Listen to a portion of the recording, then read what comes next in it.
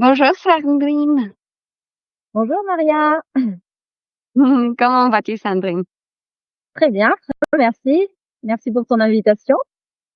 Ah, avec plaisir. Je suis très contente de t'avoir parmi nous aujourd'hui parce que ton expertise, ton énergie est particulière et j'ai voulu partager avec mes invités et tes invités nos compétences communes. Donc, j'espère que notre live aujourd'hui va être intéressant. Peut-être je te laisse te présenter. Oui, alors donc je suis Sandrine Paoli. Je travaille dans l'immobilier depuis 3 ans, une reconversion professionnelle. Je suis avec le réseau Safety Immobilier dans le département 06 dans les Alpes-Maritimes. Qu'est-ce que je peux vous dire de plus? Que j'aime ce métier et que j'adore accompagner mes clients pour réaliser leurs projets. Très bien, super. Donc, en étant une agent immobilier, tu es focalisé concrètement dans une région, n'est-ce pas? C'est pas que tu exerces partout en France. Comment ça fonctionne? Alors avec Safety, on est 5500 conseillers en France, plus avec les pays limitrophes, on est 6500. Donc que je travaille sur le département 06 ou tous les autres départements, je peux travailler en accord team, comme on appelle ça. Donc si quelqu'un a une maison, un appartement à vendre dans n'importe quelle région de France ou dans les pays limitrophes, je peux être leur correspondante et trouver le conseiller adapté à leur projet dans la région Très où bien. ils veulent déménager ou dans la région où ils sont actuellement. Donc, c'est ça l'avantage, faire partie d'un grand réseau. Exactement. Super, très bien. Donc, merci d'être venu aujourd'hui. Juste un petit mot, moi, je suis Maria, je facilite cours de négociation. Et puisqu'on négocie beaucoup dans l'immobilier, je me suis permis d'inviter Sandrine pour faire une petite discussion, un échange entre une agent qui vend et moi, de point de vue des acheteurs, pour donner peut-être quelques conseils et recadrer comment on peut acheter mieux pour économiser plus. Et première question à toi. Est-ce que tu peux nous donner quelques exemples de tes clients qui viennent et ils t'interrogent pour trouver un bien parfait? Alors, j'ai des clients, donc déjà moi, je travaille avec des vendeurs qui me confient leurs biens. Ces biens sont publiés sur des portails immobiliers, sur un panel quand même assez large avec Safety, qui permettent d'avoir des acquéreurs qui viennent à moi directement. Une fois que je les ai en ligne, donc déjà ils ont vu le bien qui pourrait les intéresser pour que je puisse leur faire visiter. De là, bien sûr, je leur pose des questions de leur projet. Est-ce qu'ils ont Qu'est-ce qu'ils ont en tête par rapport aux photos qu'ils ont pu voir, aux informations que j'ai pu déjà leur communiquer? Et en même temps, quels sont leurs projets de vie, quelles sont leurs passions, quels sont... L'objectif, c'est vraiment que le bien corresponde à ces personnes pour éviter de perdre du temps, autant pour eux que pour moi, pour faire visiter des biens qui finalement sont pas du tout, mais pas du tout correspondants à leur projet de vie, en fait, hein. Donc, c'est vrai que c'est très intéressant parce que ben on questionne beaucoup. Donc des fois, on rentre un peu dans la vie des gens et des fois ils se méfient un peu, ils ont un peu. Mais voilà, je leur explique que c'est vraiment pour les conseiller au mieux et c'est pas du tout pour euh, pour avoir des informations sur eux. Voilà, je suis pas du tout. Toutes ces informations sont importantes à avoir pour pouvoir orienter. Moi, tout dépend du bien. C'est vrai qu'ils vont me poser des questions en même temps ils vont être intéressants parce que moi, je connais le bien. Donc, je vais pouvoir leur dire si oui ou non le bien va leur correspondre. Donc, tu dis que toi, tu as des questions, mais c'est aussi important pour les potentiels acquéreurs de te poser des questions si il y en a déjà au moment de prendre rendez-vous de premier échange téléphonique. Complètement. On peut faire une pré-étude, en fait. Ça nous permet d'avancer autant pour eux que pour moi, beaucoup plus vite. Donc, il faut absolument même qu'ils aient des questions. Plus ils ont des questions, plus on va affiner cette recherche ensemble. Donc, pardon, Oui, super. sur le bien que j'ai à leur proposer, là, je peux vraiment, parce que je le connais, ou les conseiller sur des biens que peuvent avoir mes collègues de chez Safety ou même d'autres agences avec qui je collabore. Très bien. Donc, tu dis, c'est pareil comme moi, je propose. que le questionnement, ça se passe déjà au moment de premier échange téléphonique. Et ce sont quel genre de questions que un acheteur devrait poser? Alors, quelle question? Il pourrait me demander l'environnement, déjà. Comment est l'environnement? Si, du moins, il peut me demander s'il y a des parcs, s'il est sportif, si ils ont des enfants en bas âge, s'il y a un jardin d'enfants, s'il y a des écoles, bien sûr, à proximité, et s'il y a des commerces. Ils peuvent me poser des questions de quand ils n'ont pas lu vraiment attentivement l'annonce qui est quand même précisée dessus, la construction de l'immeuble ou la construction de la maison, de quand elle date, si toute question qui pourrait les intéresser sur un bien, pour les rassurer aussi en même temps, parce que nous, on est là pour arriver à faire en sorte qu'un vendeur et qu'un acquéreur bah, arrivent à trouver on est vraiment au milieu des deux, quoi. On est là pour faire en sorte que le projet se fasse autant pour les vendeurs que pour les acquéreurs. Donc, on n'est pas que sur les vendeurs, en fait. On a vraiment le souhait de trouver un juste milieu entre les deux, que ce soit en termes de prix ou en termes de projet, parce qu'il y a des personnes, des fois, qui pensent à quelque chose, ils imaginent des choses, et souvent même le mouton à cinq pattes, comme on dit, et la réalité fait que c'est souvent différent et qu'il faut certainement, des fois, faire des contraintes sur des choses qu'on n'avait pas spécialement pensées. Et super parce que merci, tu touches un point primordial selon moi. Souvent pour les investisseurs, c'est difficile de se déplacer, visiter tous les biens, surtout si c'est loin de chez eux.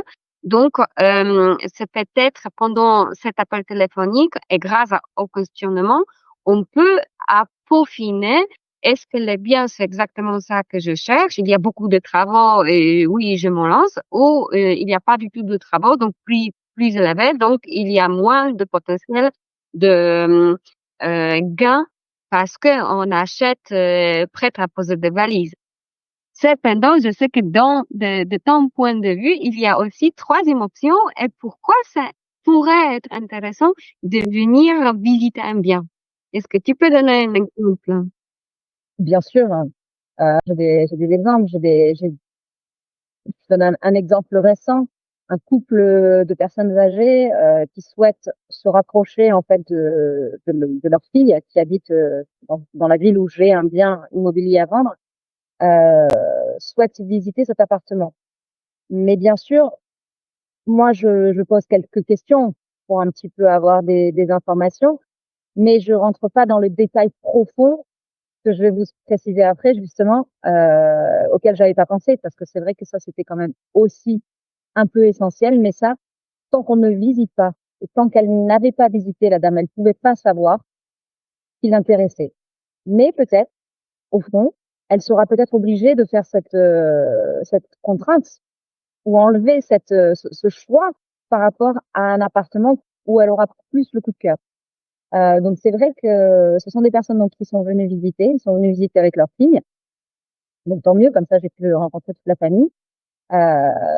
Et en fait, en rentrant dans l'appartement, donc elle connaissait les mètres carrés puisque c'est inscrit sur l'annonce.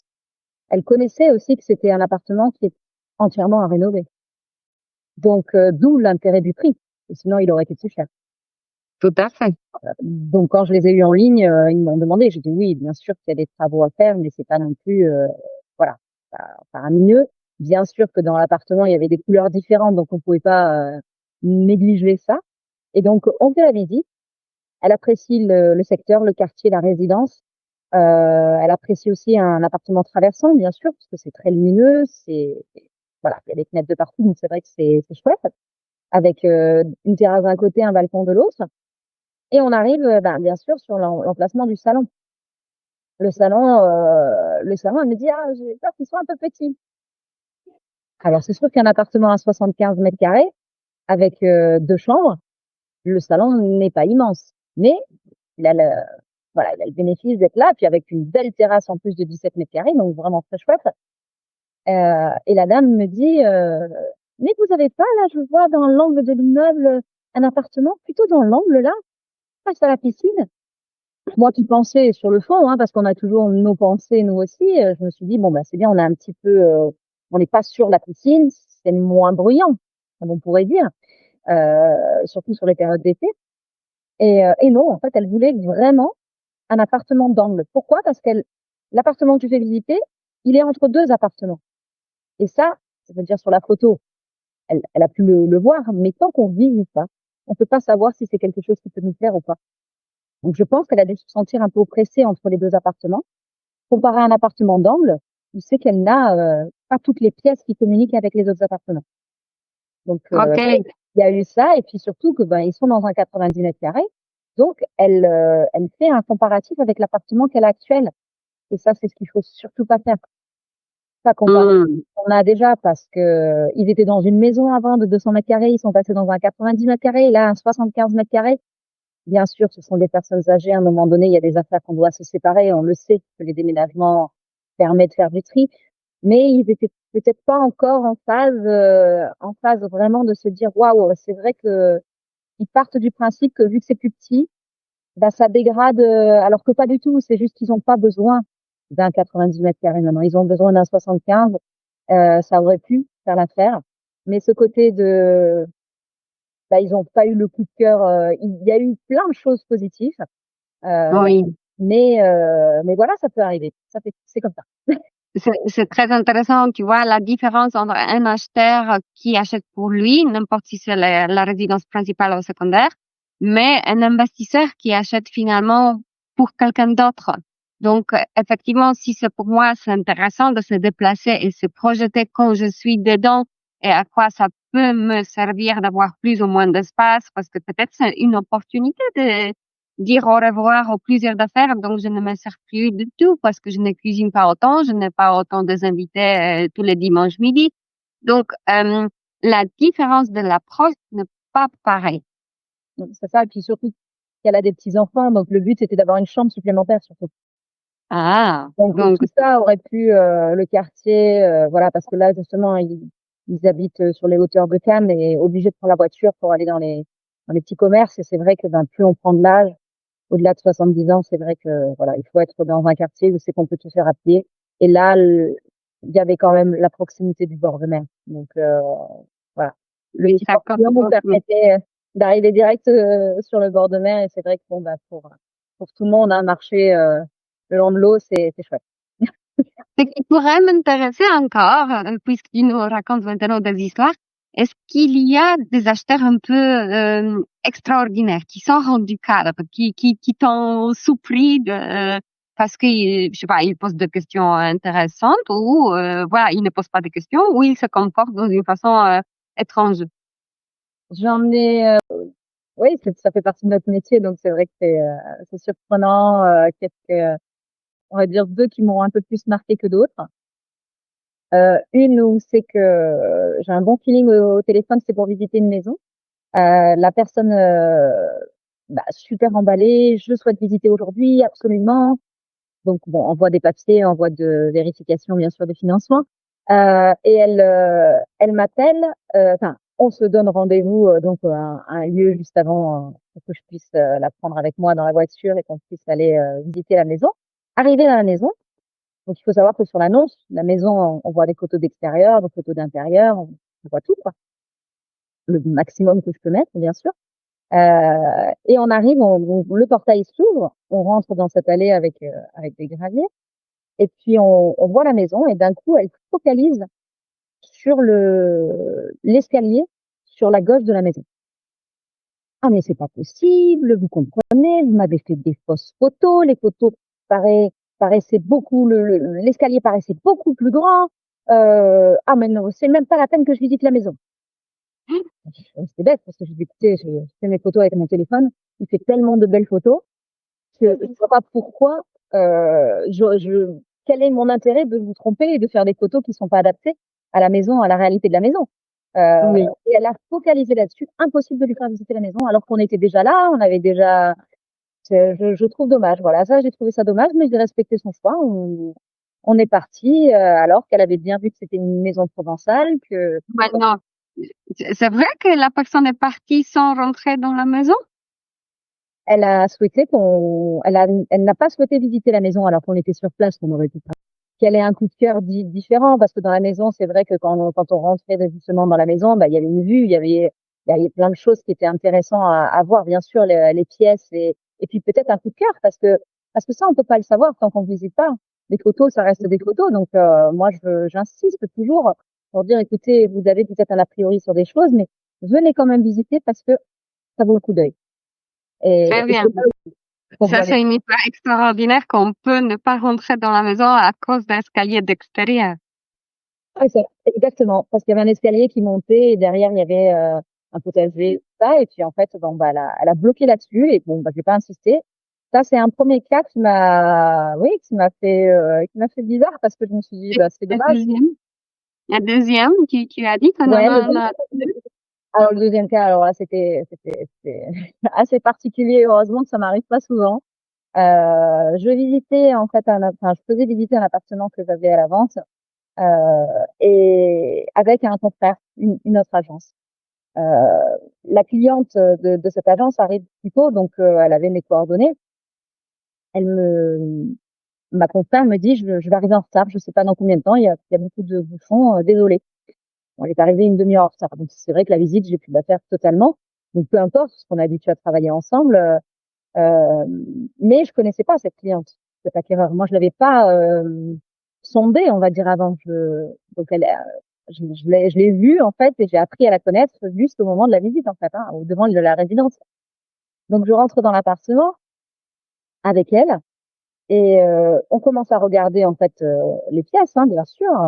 Enfin, de manière tellement, je me suis dit c'est pas possible. Elle se croit déjà chez elle en fait, hein. Elle Ah ouvre, oui? oui, oui, même pas, elle m'a demandé, en fait, elle a pris un verre sur l'égouttoir de l'évier. Elle a ouvert le frigo, s'est servi un verre d'eau fraîche. Et naturellement, oui, il fait chaud hein, aujourd'hui. Hein. Euh, donc je suis restée mais tellement bouche bée parce que je me suis dit mais comment on peut se permettre de faire une chose pareille? Donc j'ai dit Oh là bon, là. on est au courant de toute façon la vendeuse et puis je vais ben, être un peu plus attentive parce que si elle fait ça, qu'est-ce qu'elle pourrait me faire d'autre? Eh ben, ça n'a pas loupé. Elle sort de son sac à main un chargeur de téléphone. Elle branche son téléphone. J'ai plus beaucoup de batterie, vous comprenez? Je dis bon, ben, ok, ça passe encore, je dirais, mais malgré que bon, je me serais jamais permis de faire ça, moi, le jour où c'est que, admettons, je visite un appartement ou une maison. Et le pompon, hein, on va dire vraiment le pompon, ma collègue de notre agence m'appelle pour me dire qu'elle est là. Donc, bah, j'explique à ma cliente, je dis bon, bah, sa cliente, on va rejoindre votre correspondante en fait, hein, qui vous a amené juste, enfin, qui vous a conseillé de venir visiter cet appartement. Et donc elle me dit ah bah allez-y, allez la chercher à l'entrée de la résidence. Moi je vais fumer une cigarette sur le balcon. Alors là c'est pas possible. Là c'était le mot de trop, tout du moins, sachant que je suis quand même responsable. J'ai les clés d'un appartement, les clés d'une maison. Il y a des effets personnels, donc c'est pas possible. Donc je lui ai dit clairement, écoutez madame, non la cigarette déjà vous n'allez pas la fumer sur le balcon si vous n'êtes pas chez vous, pas encore, tout du moins. Vous m'avez pas fait de proposition pour le moment, donc c'est ce qu'on fera dans un deuxième temps, bien sûr. Mais là, il faut que vous veniez avec moi. On va aller voir ma collègue et donc la personne qui vous a conseillé de visiter cet appartement. Et puis, si vous avez besoin, on revient avec elle, il n'y a pas de problème. Mais là, je peux pas vous laisser ça. Ah. Oui, je comprends parce que, en fait, c'est pas uniquement la responsabilité, mais aussi les conséquences potentielles parce que tu n'as pas vu, donc tu ne pourras pas échanger avec le propriétaire, en fait, s'il y a quelque chose qui s'est passé. Hein. Moi, je tiens au courant enfin, j'ai tenu au courant la propriétaire, bien sûr, de dire, bon, bah, elle s'est permis de prendre un verre, je voulais laver, elle a branché un peu son téléphone, même si on sait que c'est pas grand-chose, mais ça reste. On donne toujours notre avis sur les visites et sur les personnes qui visitent. Donc, je dis pas qu'il faut avoir un comportement irréprochable, mais je pense que c'est tout à l'avantage de l'acquéreur de se montrer sous son meilleur jour pour qu'on puisse appuyer un dossier plus qu'un autre. Parce que bien sûr, nous, on aura notre avis personnel. On laissera le choix au propriétaire, surtout s'il y a une offre. Hein. Si on est avec deux clients et qu'il y en a un qui s'est mal comporté, l'autre qui s'est mieux comporté, ben nous, ça nous permet aussi de dire bon bah écoutez, je vous dis ce qui s'est passé lors de cette visite. avec tel acquéreur, avec tel autre acquéreur. À vous de voir, à vous de prendre la décision. Mais c'est vrai que plus la personne pose les questions, s'intéresse, demande à avoir des informations, l'histoire de la maison, l'histoire, c'est un plus qui permet d'orienter plus le dossier qu'un autre auprès des propriétaires. Donc, c'est très intéressant. Merci pour ce partage parce que ça me donne des pistes pour les acheteurs de finalement montrer leur intérêt, de rentrer en contact avec toi, d'être présent et curieux de la situation, de l'histoire de la maison, du bien. Et grâce à cela, c'est finalement un levier de négociation qui est en train de se construire parce que c'est après toi qui va les représenter et tu peux pousser ce dossier-là auprès de propriétaires. Complètement. Et par contre, pour la négociation, ce qui est important aussi en tant qu'acquéreur, c'est pas de venir. Moi, je fais toujours remplir une fiche d'appréciation du bien après chaque visite pour que je puisse faire un compte rendu à mon vendeur en expliquant le pourquoi du comment, pourquoi il n'y a pas eu d'offre, pourquoi, qu'est-ce qui a fait que ça n'a pas plu ou autre. Dans tous les cas, hein, ou même ce qui plaît énormément, parce que c'est toujours flatteur pour ceux qui ont l'appartement ou la maison. Et en même temps, ça permet de négocier avec le vendeur. Mais là, entre autres, sur l'appartement où j'avais fait visiter aux personnes âgées, me demander un appartement plus grand, finalement, je pouvais pas pousser les murs. Et me demander peut-être moins de travaux, c'était pas envisageable. Parce que cet appartement était à rénover entièrement. Donc, dans tous les cas, j'aurais pas pu savoir ce qu'ils avaient envie de mettre comme matériaux à l'intérieur et ce qu'ils avaient envie de faire, changer tout le carrelage. Peut-être qu'ils avaient envie de garder le parquet sur une partie des pièces et mettre du carrelage et conserver le marbre et le carrelage. En fait, il y avait 3 sols différents dans cet appartement. Ou alors, il y a quelqu'un qui voudra tout refaire uniforme. C'est très aléatoire. Donc, j'ai des devis des artisans, puisque ça, je tiens pour leur donner une fourchette d'enveloppe de travaux, on va dire à peu près. Et puis après, ils affineront avec l'artisan avec qui ils pourront vraiment voir s'ils ont besoin de changer les fenêtres, s'ils veulent voilà, s'il y a des choses où ils sont un petit peu plus pointilleux, où c'est que là, je rentre pas dans le détail tant qu'on n'est pas rentré dans une offre de prix, tant qu'il n'y a pas eu la négociation, voilà, tout ça, ça reste, Oui. ça reste un conseil que je donne. Des artisans que je conseille aussi, parce que c'est important, hein, pas tout le monde est dans la région, donc pas tout le monde connaît les bons artisans, hein, et, mais voilà. Bien. C'est drôle comment tu dis que tu ne peux pas pousser les mots au mur. C'est évident, mais en même temps, les gens arrivent sans avoir pris du temps pour revoir combien ça fait 75 mètres carrés. Quelque part, on peut trouver l'information, on peut s'enseigner. Je sais pas, même sur la base de mon appartement, je peux calculer combien ça fait un tiers de cet appartement, par exemple. Donc, c'est très, très drôle comme, comme phrase que tu ne peux pas, t'as pas tout le pouvoir. J'aimerais bien avoir la possibilité de pousser un peu les murs pour avoir des choses plus grandes et plus Ouais. appropriées, parce que c'est vrai qu'on aimerait tous avoir le mouton à 5 pattes, mais c'est vrai que c'est toujours délicat, on est obligé de faire des concessions à un moment donné. Ouais, oui, super. Tout à l'heure, j'ai entendu que tu as mentionné que pour une visite, il faudra se préparer. Il y a des documents officiels à fournir. Est-ce que tu peux nous parler un peu plus quelles sont tes demandes? De quoi as-tu besoin? Alors pour les acquéreurs, moi j'ai besoin de leur pièce d'identité déjà, recto verso, à jour bien sûr, en validité. J'ai besoin de leur financement. Donc, ou financement banque, si c'est un paiement comptant, ou un financement par un courtier, ou par leur banque aussi, parce qu'ils peuvent avoir un crédit fait avec leur banque. Ça, c'est le minimum pour faire une visite. Ouais. Donc, j'entends que cette pièce d'identité, c'est au cas où d'un événement qui s'est passé. Tu dois bien plus, il faudra avoir du preuve avec qui tu as été dans un bien. Et le document de financement, est-ce que tu peux en dire plus? Est-ce que c'est toujours obligatoire? On ne peut pas aller visiter les biens sans ce document-là? Alors, c'est très aléatoire par rapport à la profession. Moi, je mets un point d'honneur pour éviter les visites touristiques, comme on appelle ça. Il est hors de question que je perde mon temps si les personnes ne sont pas finançables.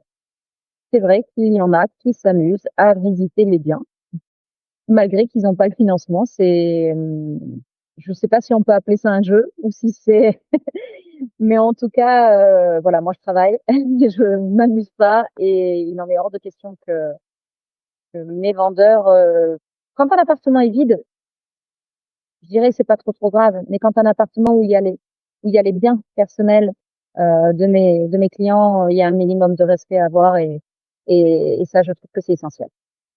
Hmm. Ok, je comprends. Est-ce qu'il y a encore quelques conseils que tu aimerais partager avec les acheteurs, les futurs acquéreurs?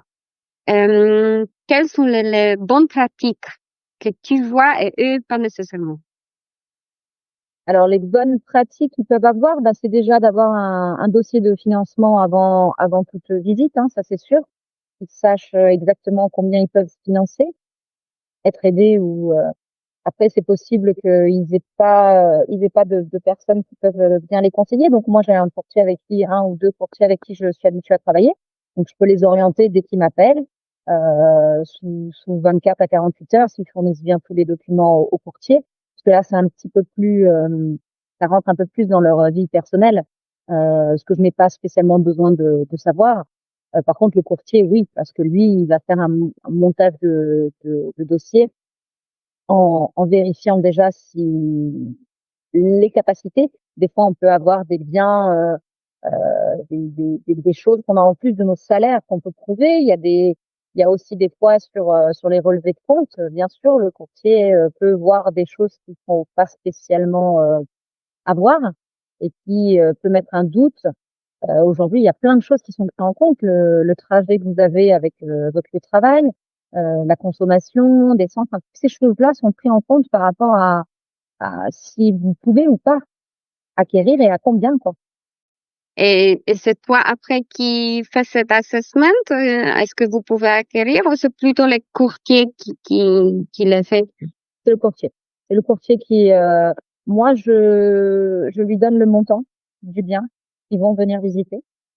Et le courtier, lui, me dit oui ou non.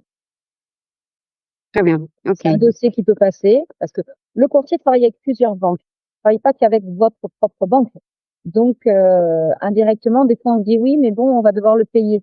Donc, non. Déjà, pour la consultation de départ et pour le projet de financement, non, vous n'avez pas besoin de le payer. Il n'y a rien, c'est gratuit, c'est juste une consultation. Par contre, une fois que le dossier va être monté chez lui, oui, bien sûr, il y a un pourcentage à lui donner. Mais ce pourcentage-là, finalement, est minime par rapport au gain que vous allez avoir parce qu'il va vous trouver la meilleure banque pour financer votre projet. C'est très Oui. personnel et c'est très adapté. Votre banque ne consulte pas les autres banques, elle veut absolument vous garder. Donc, tout est négociation et c'est vrai que c'est très intéressant. Il faut aller jusqu'au bout et il faut consulter des courtiers c'est très important. Hmm. Moi, j'ai entendu une histoire d'une cliente qu'elle n'a pas pu obtenir un prêt via un courtier. Peut-être finalement elle a choisi un mauvais courtier parce qu'il n'a pas bossé assez bien et c'est elle qui a repris son dossier. Elle est allée dans une banque et elle a reçu. Donc c'était peut-être pas la première banque qu'elle a visitée, mais je sais pas, une troisième, mais elle l'a eu parce que c'était pas l'achat de premier bien, c'était un bien suivant. Donc ça dépend de qualité de courtier, donc il faut faire attention aussi. Complètement. Complètement la qualité du courtier. Et puis des banques, il y en a tellement que si vous avez vraiment un rêve, un projet, il faut toutes les consulter. Vraiment, il faut pas hésiter. C'est vrai que c'est complexe. Mais mine de rien, quand vous avez un coup de cœur sur un bien, faut pas hésiter. Hmm. Super. C'est très intéressant, Sandrine. Merci pour ces exemples de terrain. Dis-nous, s'il te plaît, où on peut te trouver si quelqu'un te cherche. Alors, si quelqu'un me cherche, vous pouvez me trouver sur le site de Sasti, déjà, Sandrine Paoli. Je peux aussi vous communiquer mon numéro de téléphone si vous souhaitez. Oui, me dis-le, peut-être quelqu'un va noter. Très bien. Bon, alors mon numéro, c'est le 06 34 53 78 51. Voilà, n'hésitez pas à m'appeler, si vous avez des questions, je serai ravie de vous conseiller, de vous orienter sur un bien, que ce soit en France ou même sur les pays limitrophes. Ou même donner des conseils, si quelqu'un vient et a besoin d'apprendre en fait comment on se comporte avec un agent qu'on ne connaît pas, mais on aimerait avoir un levier de négociation avec lui ou elle. Exactement. Et puis en même temps, j'étoffe mon équipe, donc n'hésitez pas. Si vous souhaitez aussi vous mettre dans l'immobilier, ce sera avec plaisir que je vous accompagnerai dans cette belle aventure. Oh, c'est super. Merci beaucoup à toi et à bientôt, j'espère. À bientôt. Merci Maria. À bientôt et bonne chance à tous dans votre recherche de biens.